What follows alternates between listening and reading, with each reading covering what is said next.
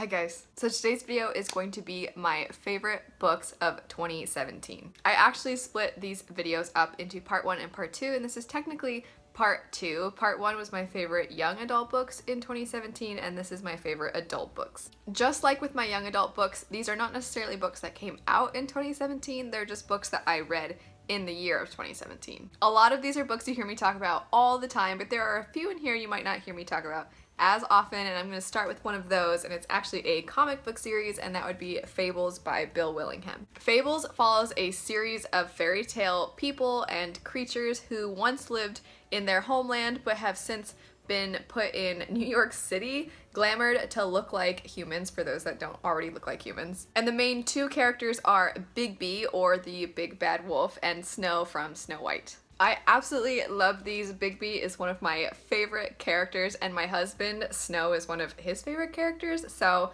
there's some good people. There's a good cast of characters in these. Next up, you guys know that I'm going to talk about Sanderson, so I might as well get it out of the way now. I'm first going to talk about the Way of Kings series. This is technically called the Stormlight Archive series. It is projected to be 10 books long, broken up into 2 5-part chunks. They are epic fantasy, so for those of you that are maybe more casual fantasy readers, it may be difficult for you to get into these. I recommend maybe starting with Mistborn, which I'll talk about in a second. But there is an immense amount of world building in these books. There are a lot of characters, and there's just a lot going on. They're really fat. Like, this is the smallest of the 3. The third one is over 1,200 pages. I can promise you that if you pick these up, the last 200 to 300 pages are non-stop action. All the build-up you get at the beginning, you know, the first like 700 pages of all of these.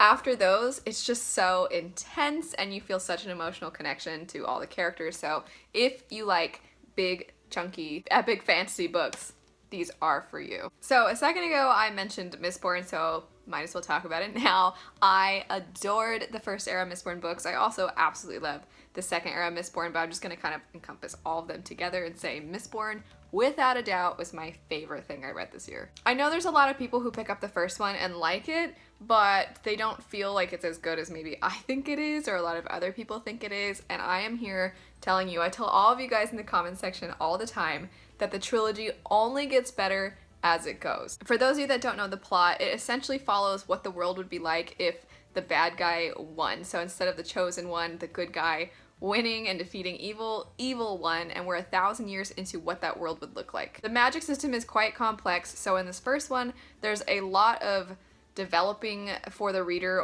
what everything is like with the magic system.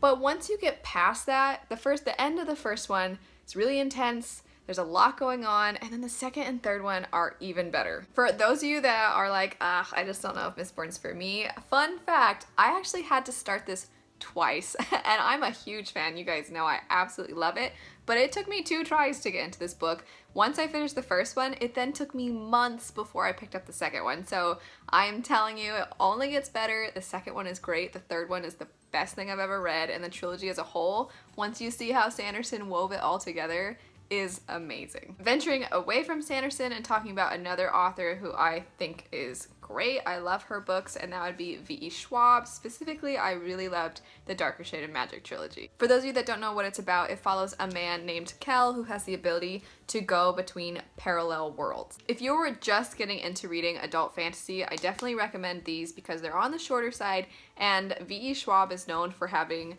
a pretty cohesive writing style that transfers from young adult to adult kind of seamlessly, so it doesn't feel overly dense. It's not hard to get into. They're great books, great plot, great writing. Another book of hers that I really enjoyed this year would be Vicious. This is a multiple perspective and multiple timelines book where not only do you see different characters' points of view, but you will also see different time periods. Just like the Shades of Magic series, this is very easy to get into. I would argue maybe even easier because the plot is so closely tied to our world. In the book, these 2 friends discover that they might be able to get powers if they have experiences where they're dead for a second and then come back to life. It is her first book that she wrote in the adult category, so if you guys like reading things that authors write first in chronological order, I would read this and then read the Shades of Magic series. Next up, and again another series that's very easy to get into if you're intimidated and daunted by adult books would be The Dresden Files by Jim Butcher. Pretty much everybody told me that I was going to love these books,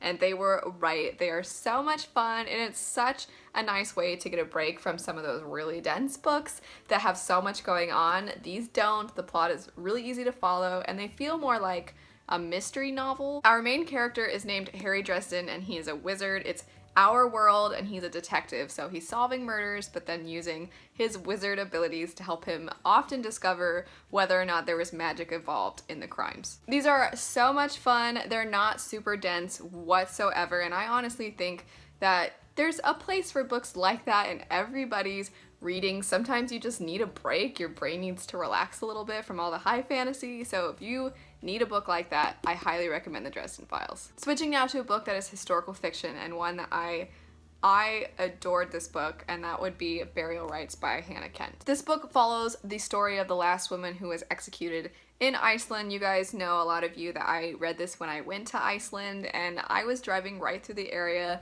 that a lot of the events in the book take place in, and so it just was even more impactful that way. If you are the kind of person that gets really, really sad, I don't know if this is the book for you. It is very bleak, it's very tragic, and it's very raw, and it's written in a way that's very interesting because whenever we're in the perspective of the character who's supposed to be executed, it's in first person, everything else is in third person. Obviously, it's historical fiction in that we don't know what Agnes is the main character's name. We don't know what she was thinking per se, but it is very closely tied to what the author was able to take from all the research she did throughout the book.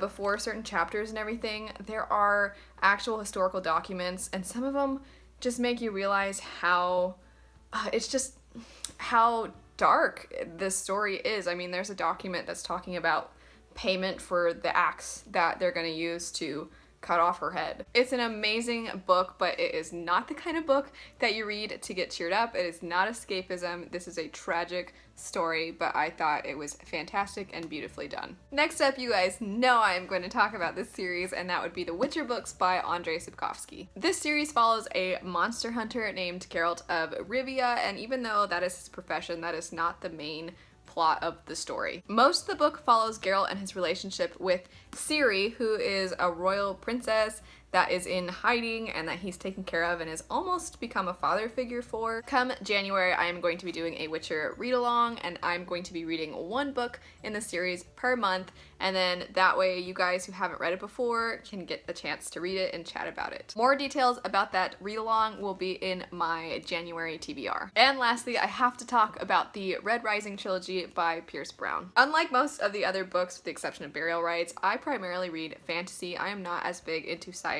fiction, but this book is definitely an exception for me. These books follow a man named Darrow who lives in the far, far future in a society that is built by a hierarchy of colors. Darrow is part of the Reds. The Golds are the highest members of society, and he is trying to infiltrate the Golds and break the system apart. The entire book is written in first person from Darrow's point of view, and it's very bleak often. There's a lot of twists, there's a lot of action because you're only ever getting things from Darrow's perspective. If you're a science fiction fan, I'm almost positive that you will love these, and if you're a fantasy fan primarily like me and occasionally read sci-fi, I recommend this one. Anyway, that is it for my favorite adult books of 2017. If you guys are interested in seeing my favorite young adult books from 2017, I'll have that video linked down below. But anyway, let me know your guys' favorite books, whether they're young adult or adult, because I always love seeing your guys' favorites. If you liked the video, don't forget to like, comment, and subscribe. Click the little bell icon so you get notified when I post new videos, and check out some more of my videos right over here. Thanks so much for watching, and I will see you guys later. Bye.